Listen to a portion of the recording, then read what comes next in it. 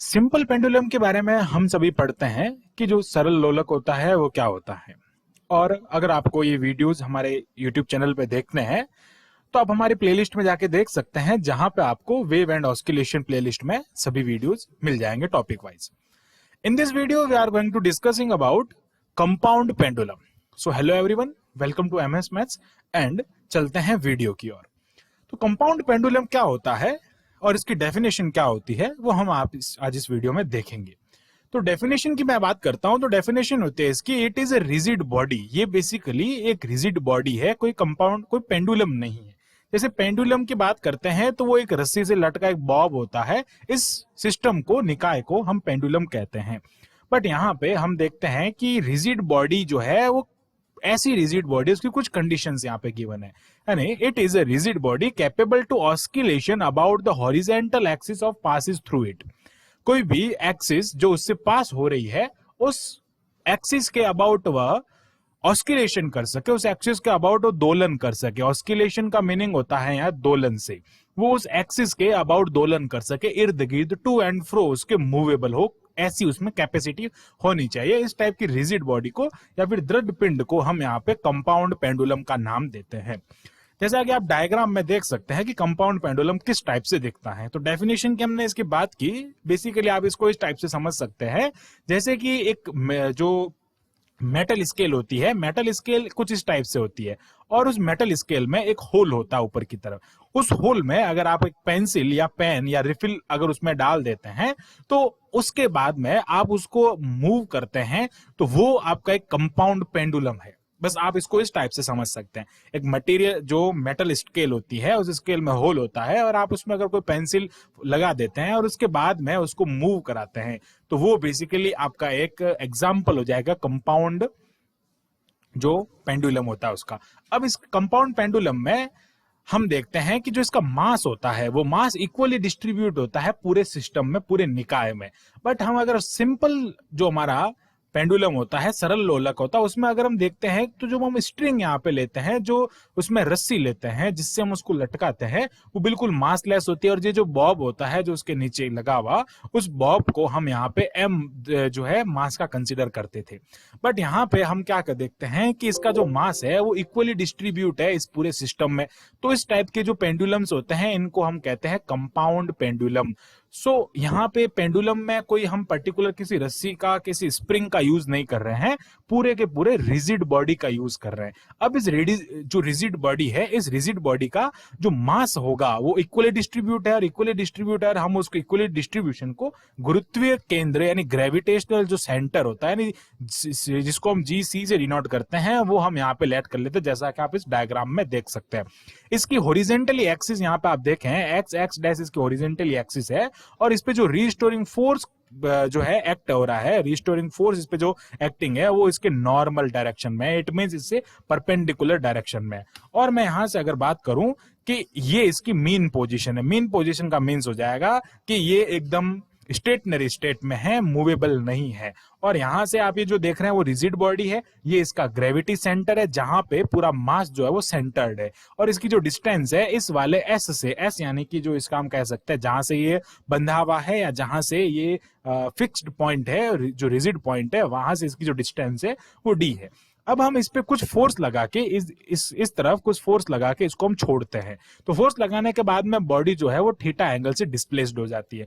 अब जब body theta angle से डिस्प्लेस हो रही है तो यहाँ पे टॉर्क बनता है, बिकॉज यहाँ पे आप देख सकते हैं कि ये एक सर्कुलर मोशन की फॉर्म में बन रहा है।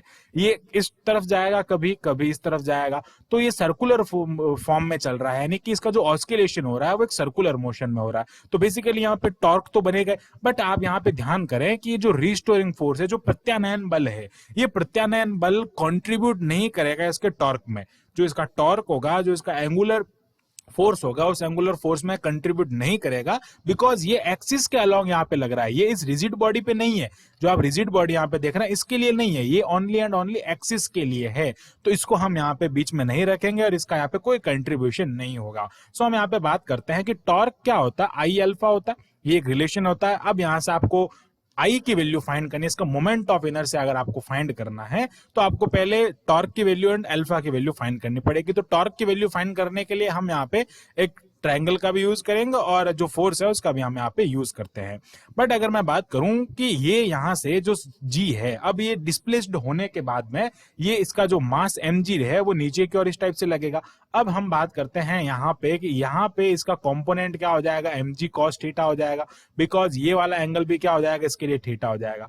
और ये यहां से जो इसको वापस लाने की कोशिश कर रहा है वो कंपोनेंट हो जाएगा उसके लिए mg sin थीटा कंपोनेंट। ये mg sin थीटा कंपोनेंट इसके लिए रिस्टोरिंग फोर्स की तरह काम करेगा। अब यहां से अगर हम टॉर्क की वैल्यू को फाइंड करते हैं, टॉर्क क्या कहता है कि force into perpendicular direction. Perpendicular direction कौन सी, about the axis, perpendicular direction about the axis, जो एक्सिस है उसकी परपेंडिकुलर डायरेक्शन। अब परपेंडिकुलर डायरेक्शन तो आप देख सकते हैं यहां से क्या है, डी है। ओके, तो परपेंडिकुलर डायरेक्शन आ गई हमारे पास में। अब अगर मैं बात करूं फोर्स क्या लग रहा है, तो यहाँ पे रिस्टोरिंग फोर्स कौन है, mg है। तो ये क्या हो जाएगा, torque is equal to mg sin theta. Okay, ये sin थीटा mg का ये वाला sin थीटा वाला कंपोनेंट हो जाएगा, तो इसको हम लिख देंगे mg sin थीटा इनटू यहाँ पे हमने लिख दिया d। इट मींस टॉर्क आ जाता है हमारे पास में mgd sin थीटा। और यहाँ पे एक चीज ध्यान भी रखें कि जो थीटा है ना वो बहुत ही स्मॉल है। जब थीटा स्मॉल होता है तो साइन थीटा किसके इक्वल होता है, थीटा के इक्वल होता है।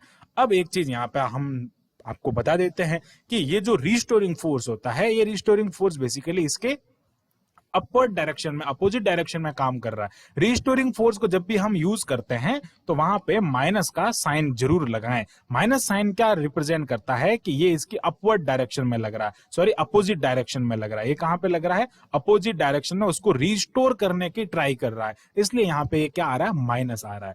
अब अगर हम यहाँ से बात करें कि ये जो रिस्टोरिंग फोर्स है इसके लिए हमने यहाँ पे टॉर्क फाइंड किया है। ओके, रिस्टोरिंग फोर्स इसमें कंट्रीब्यूट नहीं कर रहा है, इसलिए हमने यहाँ पे टॉर्क फाइंड किया।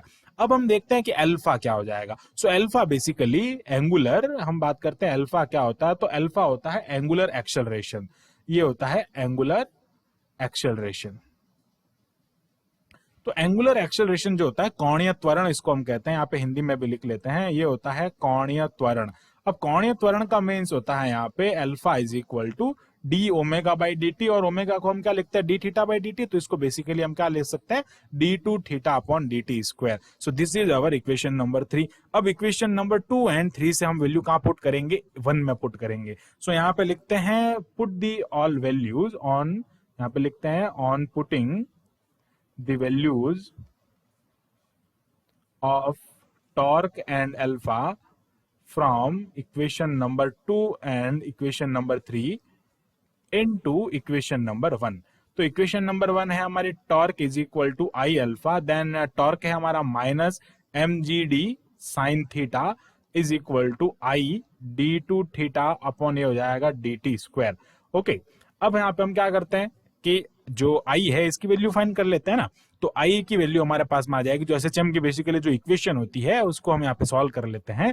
सो आई को क्या करते हैं, इसके नीचे भेज देते हैं, यहाँ से या तो हम आई की वैल्यू फाइंड करें यहाँ से मोमेंट ऑफ इनर्शिया की, या फिर हम यहाँ से क्या करते हैं, इसको इसके नीचे भेज देते हैं। और साइन थीटा जैसा कि मैंने यहाँ पे बताया था कि ये जो है वो बहुत ही स्मॉल है, इसलिए साइन थीटा की जगह हम क्या लिख सकते हैं, थीटा लिख सकते हैं। अपॉन में क्या हो जाएगा, ये आई हो जाएगा, और इस तरफ क्या आ जाएगा, d two theta upon d t square हो जाएगा। अब यहाँ पे आप देखें कि मैं यहाँ पे लेट कर रहा हूं, ये जो M G D sine theta, sorry M G D upon I है, इसको हम omega square angular frequency let कर लेते हैं, तो ये हो जाएगा omega square theta is equal to d two theta upon d t square. और यहाँ पे आप जो ये इक्वेशन देख रहे हैं, ये इक्वेशन बेसिकली किसकी होती है, एसएचएम की इक्वेशन होती है। तो ये क्या कर रहा है, एसएचएम को रिप्रेजेंट कर रहा है, सिंपल हार्मोनिक मोशन को रिप्रेजेंट कर रहा है। अब यहाँ पे आप ध्यान रखें, हम इसका टाइम पीरियड भी कैलकुलेट कर लेते हैं। तो टाइम पीरियड कैलकुलेट करने के लिए हमको क्या करना पड़ेगा, जो वैल्यू, जो इसका फॉर्मूला होता है वो हम यहाँ पे देख लेते हैं कि ओमेगा इज इक्वल टू क्या होता है, 2 पाई बाई टी होता है। तो टी इज इक्वल टू क्या हो जाएगा, 2 पाई बाई ओमेगा। और यहाँ से टी की वैल्यू फाइंड करते हैं कि देखो यहाँ से ओमेगा क्या हो जाएगा, root of M G D upon I. तो यहां से हम क्या लिख सकते हैं, 2 pi root of I upon ये हो जाएगा एम जी डी। ओके, ये बिकॉज यहाँ पे देख सकते हैं इसका जो है रेसिप्रोकल हो जाएगा, 1 अपॉन ओमेगा है ना, इसलिए। अब हम क्या करेंगे यहाँ से कि जो हमारा इसकी जो वैल्यूज हैं आगे, वो वैल्यू हमको यहाँ पे फाइंड करनी पड़ेगी कि यहाँ पे जो हम बात करते हैं मोमेंट ऑफ इनर्शिया की, वो मोमेंट ऑफ इनर्शिया अगर हम देखते हैं यहाँ पे कि आई नॉट, अगर मैं मोमेंट ऑफ इनर्शिया यहाँ पे कंसीडर करता हूं तो परपेंडिकुलर डायरेक्शन में क्या होगा, जी के पैरेलल होगा ना। तो मैं यहाँ पे कुछ लैंग्वेज लिखता हूं जिससे कि आपको समझ में आएगा। तो मैं यहाँ पे लिखता हूं नाउ आई नॉट मोमेंटम, जो इसका मोमेंट ऑफ इनर्शिया है, I naught moment of inertia,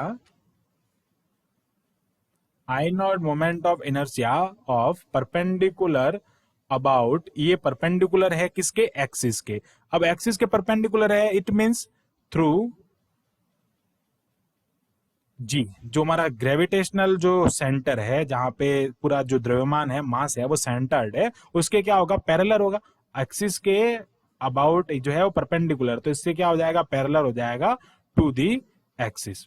okay, तो यहां से ये पैरेलल हो जाएगा to the axis through S point, जो हमारा एस पॉइंट है उससे ये क्या हो जाएगा, पैरेलल हो जाएगा, और इस जी पॉइंट से ये क्या हो जाएगा, परपेंडिकुलर हो जाएगा। ओके, एक्सिस से ये जो जी पॉइंट है उसके लिए परपेंडिकुलर हो गया, और इसके लिए क्या हो जाएगा, यहाँ पे पैरेलल हो जाएगा। तो हम यहाँ पे पैरेलल जो थ्योरम होती है उसका यूज करेंगे। तो हम यहाँ पे क्या लिख रहे हैं, फ्रॉम दी थ्योरम, जो हमारे पैरेलल एक्सिस की थ्योरम होती है, थ्योरम ऑफ पैरेलल एक्सिस, जो हमने क्लास 11th में पढ़ी थी, उस पैरेलल ऑफ थ्योरम की बात करते हैं। तो वो क्या होता है, I is equal to I naught plus M L square, L उसके बीच की डिस्टेंस होती है।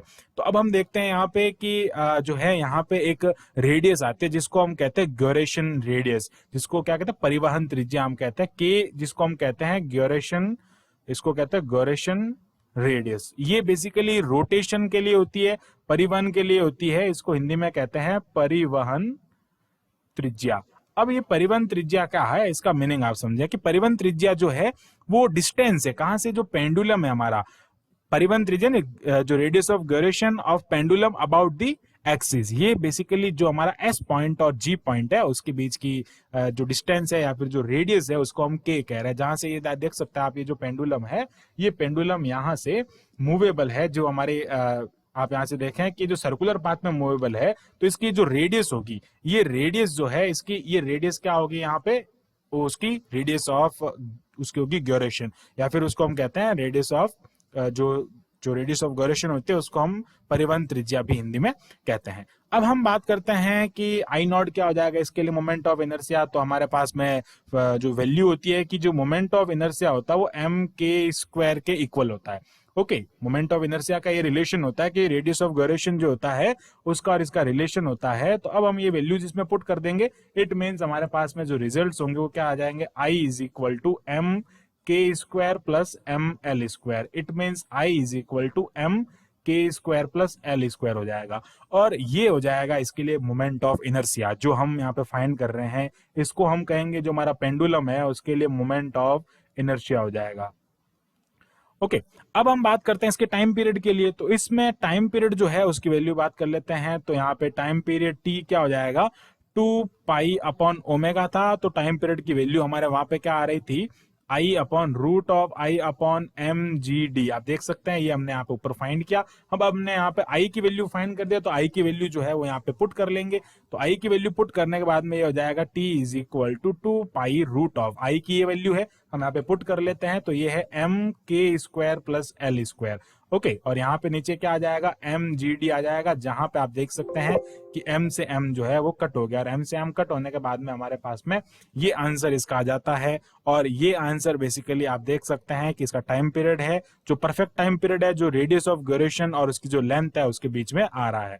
यहाँ पे ये जो है इक्वल हो रहा है, इक्विवेलेंट हो रहा है, जो सिंपल पेंडुलम है ना उसके इक्विवेलेंट यहाँ पे हम इसको लेट कर सकते हैं। ठीक है, तो इसको हम इस टाइप से भी लिख सकते हैं कि ये जो डी है, ओके, तो यहाँ पे हम इसको जो है आगे सॉल्व भी कर सकते हैं, या फिर अगर इसको यहाँ तक भी रखें तो ये हो जाएगा इसका टाइम पीरियड, और ये जो हम इसको सिंपल जो हमारा पेंडुलम है और सिंपल पेंडुलम से भी हम इसको रिलेट कर सकते हैं। सो आई होप आपको ये जो टॉपिक है वो समझ में आया होगा, इसका जो डेरिवेशन है वो समझ में आया होगा। बट यहाँ तक तो सब सेम है, बट जो हम आज तक करते आए हैं, बट उसके बाद में आपको यहाँ से आई की वैल्यू फाइंड करनी होती है, और वहां पर आई नॉट मोमेंट जो है मोमेंट ऑफ इनर्शिया इसका लेट करना होता है। So thanks for watching this video, keep watching MS Maths and subscribe the channel MS Maths।